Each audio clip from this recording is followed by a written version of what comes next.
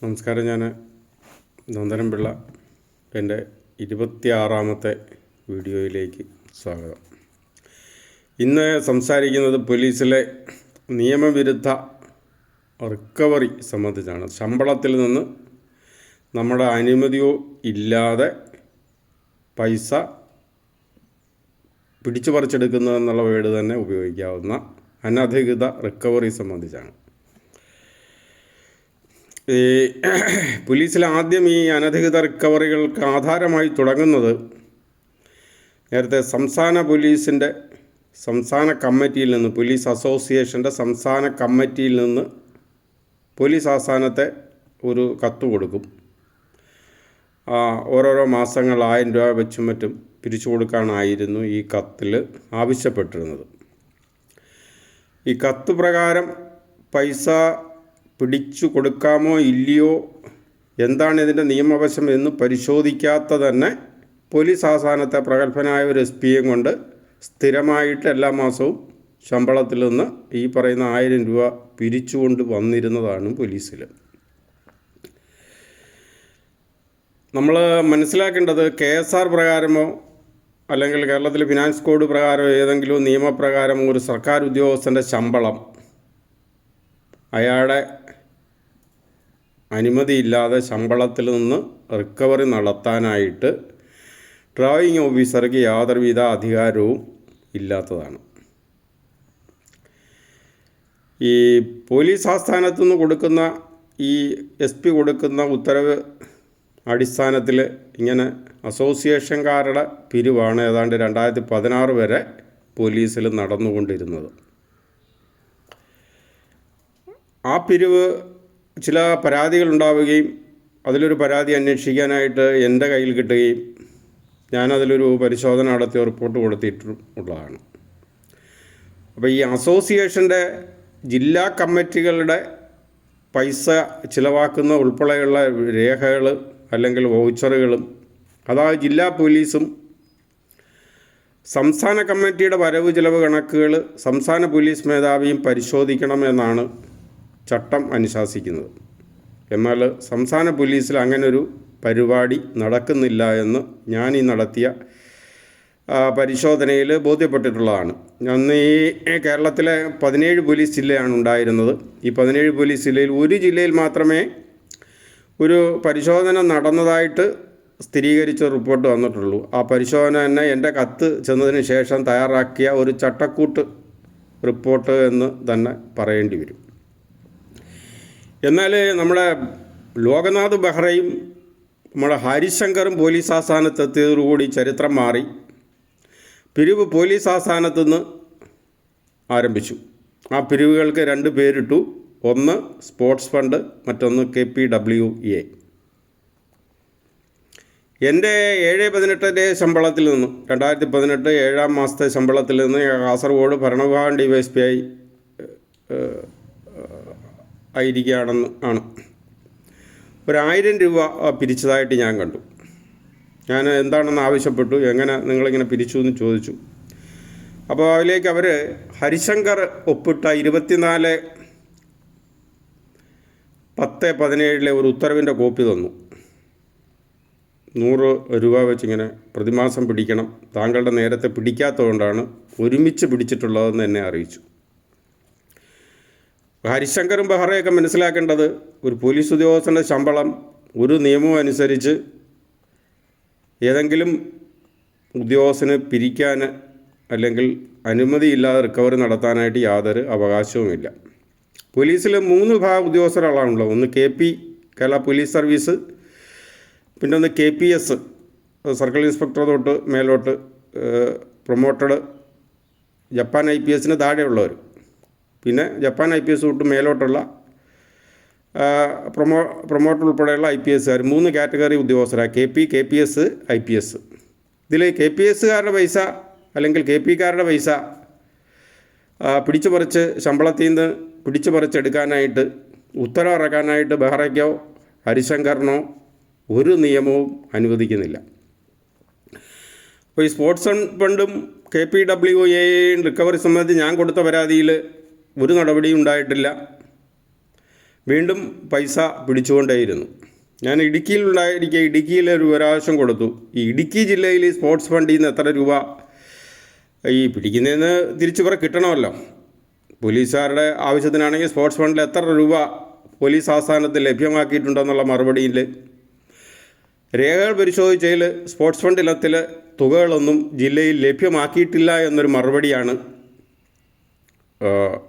ഇടുക്കി DPOയിൽ നിന്ന് വിവരാവകാശത്തിന് എനിക്ക് തന്നിട്ടുള്ളത്.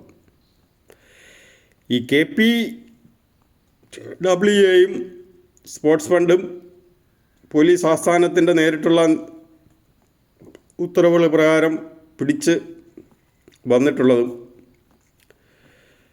മറ്റ് ഈ അസോസിയേഷൻ്റെ പിരിവുകൾ ആദ്യം സംസ്ഥാന പോലീസ് മേധാവിയുടെ ഓഫീസിൽ നിന്ന് ഇങ്ങനെ പിരിച്ചു വരികയും എൻ്റെ ഒരു അന്വേഷണവും ഈ സമയത്ത് ചില പരാതികളും വന്നതോടുകൂടി പിന്നീട് സംസ്ഥാന പോലീസ് മേധാവിയുടെ ഓഫീസിൽ നിന്ന് അസോസിയേഷൻകാർ ഇങ്ങനെ കൊടുക്കുന്ന അപേക്ഷയിൽ ഉത്തരവുകൾ ഇടാത്തൊരു സാഹചര്യത്തിലേക്ക് എത്തി. കാരണം അത് നിയമപരമല്ലെന്ന് കണ്ടെത്തി.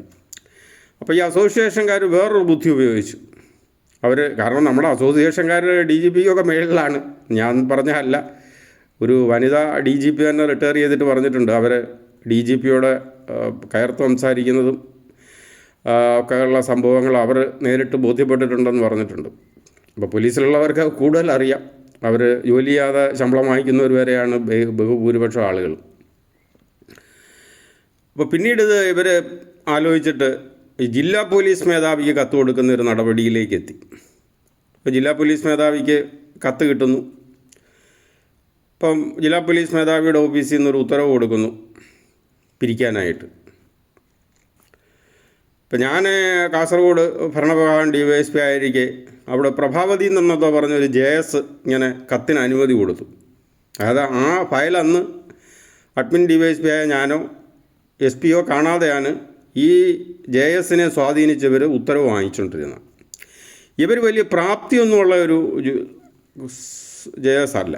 ഇവർ ഈ താഴോട്ട് ക്ലർക്കിന് ഈ അനുമതി കൊടുത്തുകൊണ്ടുള്ള കത്ത് താഴോട്ട് ക്ലർക്കിന് കൊടുക്കുന്നതിന് പകരം ഇതെടുത്ത് ഇവർ തെറ്റി എനിക്ക് അയച്ചു തന്നു. കാരണം ഇവർക്ക് പിന്നെ ഈ സിസ്റ്റം ഹാൻഡിൽ ചെയ്യാൻ ഒട്ടും അറിഞ്ഞുകൂടാത്തൊരു ഉദ്യോഗസ്ഥയാണ്.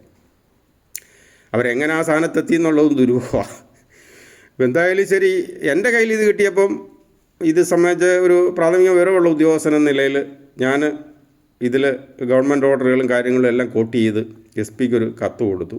എന്തായാലും ശരി, ഞാൻ ആ ജില്ലയിൽ നിന്ന് മാറുന്നത് വരെ പൂർണ്ണമായിട്ടും ആ ജില്ലയിൽ ഈ പോലീസ് അസോസിയേഷൻ്റെ പിരിവ് നിർത്തലാക്കിയിട്ടുള്ളതാണ്. ഇനി ഒരു കാര്യം കൂടെ പറയാം. ഈ പോലീസ് ആസ്ഥാനത്തും പണ്ട് ഈ സംസ്ഥാന കമ്മിറ്റി കൊടുക്കുന്ന കത്തിലും ജില്ലകളിൽ ഈ ജില്ലാ അസോസിയേഷൻ കൊടുക്കുന്ന കത്തുകളും DPOയിൽ നിന്നും ഈ സംസ്ഥാന പോലീസ് മേധാവിയുടെ ഓഫീസിൽ നിന്നും ഇറക്കുന്ന ഒരു ഉത്തരവുണ്ട്. അതിലെ വരിയാണ് ഇതിലേറ്റവും പ്രധാനം. അതായത് കൺസെൻ്റ് ഇല്ലാത്ത അല്ലെങ്കിൽ അനുമതിയില്ലാത്ത അല്ലെങ്കിൽ പൈസ ഇങ്ങനെ ശമ്പളത്തിൽ നിന്ന് റിക്കവറി നടത്തുന്നതിന് എതിർപ്പുള്ള ഉദ്യോഗസ്ഥർ രേഖാമൂലം മറുപടി അവരുടെ എതിർപ്പ് അറിയിക്കണമെന്നുള്ളതാണ്. എൻ്റെ ഒരു സംശയം ഇത്രയേ ഉള്ളൂ. അങ്ങനെ ചോദിക്കാതെ കൺസെൻ്റ് ഉള്ളവർ അവരുടെ പിന്നെ കൺസെൻ്റ് അറിയിക്കണമെന്ന് എന്തുകൊണ്ട് ഇവർ പറയുന്നില്ല എന്നുള്ളതാണ്. അതല്ലെങ്കിൽ നമ്മുടെ രാഷ്ട്രീയ പാർട്ടിക്കാരൊക്കെ നടത്തുന്ന പോലെ ബക്കറ്റ് വല്ലതും എടുത്തൊരു പിരിവിന് എന്തുകൊണ്ട് ഇവർ ഇറങ്ങുന്നില്ല? അല്ലെങ്കിൽ പോലീസ് ക്യാൻറ്റീൻ അടിമാലി തുടങ്ങിയ സമയത്ത് ഇവർ പിരിവ് നടത്തിയിട്ടുണ്ടല്ലോ. അതുപോലെ ഒരു ബക്കറ്റ് വല്ലതും എടുത്തുകൊണ്ട് ഇവരിറങ്ങി ഇവർ പിരിച്ചോളാൻ എന്തുകൊണ്ട് ഉത്തരവിൽ പറയുന്നില്ല എന്നുള്ളതാണ് എൻ്റെ സംശയം. കാരണം ഈ എതിർപ്പുള്ളവർ അറിയിക്കണമെന്നുള്ള പറയുന്ന അതേ വാചകത്തിൽ തന്നെ തിരിച്ചും ഒരു വാചകമാകാമല്ലോ. ഞാൻ ഈ പറഞ്ഞ രീതിയിൽ അതിന് പിരിക്കുന്നതിനോട് യോജിപ്പുള്ളവർക്ക് DPOയിൽ അറിയിക്കണം എന്ന് പറയാം. കാരണം എതിർപ്പ് അറിയിക്കുന്നവരെ ഇവർ ടാർഗറ്റ് ചെയ്ത് ട്രാൻസ്ഫർ ഉൾപ്പെടെയുള്ള കാര്യങ്ങളിൽ ബുദ്ധിമുട്ടിക്കും. ഇതാണ് ഇതിനകത്തെ യാഥാർത്ഥ്യം എന്ന് പറയുന്നത്. ഇപ്പോൾ തിരുവനന്തപുരം ജില്ലയിലാണെങ്കിൽ പാറശാല താമസിക്കുന്നതിന് എടുത്ത് വർക്കലയോ അതിനപ്പുറം ഇടും, വീട് കാണരുത്. അതാണല്ലോ ഇതിനകത്ത് നടന്നുകൊണ്ടിരിക്കുന്ന സംവിധാനം അതാണ്. അപ്പോൾ എന്തായാലും ശരി, ഇതിനകത്ത് നടക്കുന്ന മൊത്തം ഉഡായിപ്പ് പിരിവുകളാണ് ഈ പോലീസിൽ നടക്കുന്നത്. ഇനി ഈ പിരിവുകളുടെ അസോസിയേഷൻ്റെ പിരിവുകൾക്ക് നമ്മുടെ പോലീസിൽ ഇട്ടേക്കുന്ന 1-2 പേരുകൾ, ഒന്ന് എക്സ്റ്റേണൽ റിക്കവറി, മറ്റൊന്ന് ഇലക്ട്രിസിറ്റി റിക്കവറി. ഇതിൽ എക്സ്റ്റേണൽ റിക്കവറി ഞാൻ കാസർഗോഡൊക്കെ ഇരിക്കുമ്പോൾ കേട്ടിട്ടുണ്ടായിരുന്നു. ഈ ഇടുക്കിയിൽ വന്നപ്പോഴാണ് എക്സ്റ്റേണൽ റിക്കവറി എന്ന് പറയുന്നൊരു സാധനം, ഇലക്ട്രിസിറ്റി റിക്കവറി ഉണ്ടത്. അപ്പോൾ എനിക്ക് ഇലക്ട്രിസിറ്റി റിക്കവറി എന്താണെന്ന് മനസ്സിലായില്ല. ഇനിയിപ്പം മുല്ലപ്പെരിയാർ ജോലി ചെയ്യുന്നുണ്ട്. മുല്ലപ്പെരിയാറിൽ തമിഴ്നാടിന് മാത്രമേ വൈദ്യുതി കണക്ഷനുള്ളൂ. കേരള പോലീസിനോ കേരളത്തിനോ അവിടെ വൈദ്യുതി കണക്ഷൻ ഇല്ല. അപ്പോൾ സ്വാഭാവികമായിട്ട് ഇനി തമിഴ്നാടിൻ്റെ വൈദ്യുതി വല്ലം കേരള പോലീസ് എടുത്തതിൽ അവർക്ക് വേണ്ടി എന്തെങ്കിലും റിക്കവറി മുല്ലപ്പെരിയാറിലെ പോലീസ് ഉദ്യോഗസ്ഥർക്ക് നിന്ന് ഈടാക്കുന്നതാണോ എന്നൊരു സംശയം എനിക്ക് വന്ന് ഞാനൊരു വിവരാവകാശം ചോദിച്ചു. അപ്പോഴാണ് അറിയുന്നത് ഇതും അസോസിയേഷൻകാരുടെ മറ്റൊരു റിക്കവറിയാണെന്ന്. അപ്പോൾ അസോസിയേഷൻകാരെ പേടിച്ച് ജീവിക്കുന്ന ഒരു പോലീസ് സംവിധാനമാണ് സംസ്ഥാനത്തുടനീളം പ്രവർത്തിച്ചു വരുന്നത്. അവർ ട്രാൻസ്ഫർ ആൻഡ് പോസ്റ്റിംഗ് ഉൾപ്പെടെ ഉള്ള കാര്യങ്ങൾ അവർ നിയന്ത്രിക്കപ്പെടുന്നു. അവർ രാഷ്ട്രീയക്കാരുടെ ബി ടീമെന്നോ എ ടീമെന്നോ നമുക്ക് പറയാം. എന്തായാലും ശരി, ഈ നിയമവിരുദ്ധ റിക്കവറി നടത്തേണ്ട സമയം അതിക്രമിച്ചു കഴിഞ്ഞിരിക്കുന്നു. അങ്ങനെ ആരുടെയെങ്കിലും ശമ്പളത്തിൽ നിന്ന് ഏതെങ്കിലും റിക്കവറി നടത്തുന്നെങ്കിൽ കൺസെൻറ്റ് ഉള്ളവർ രേഖാമൂലം അറിയിക്കണം.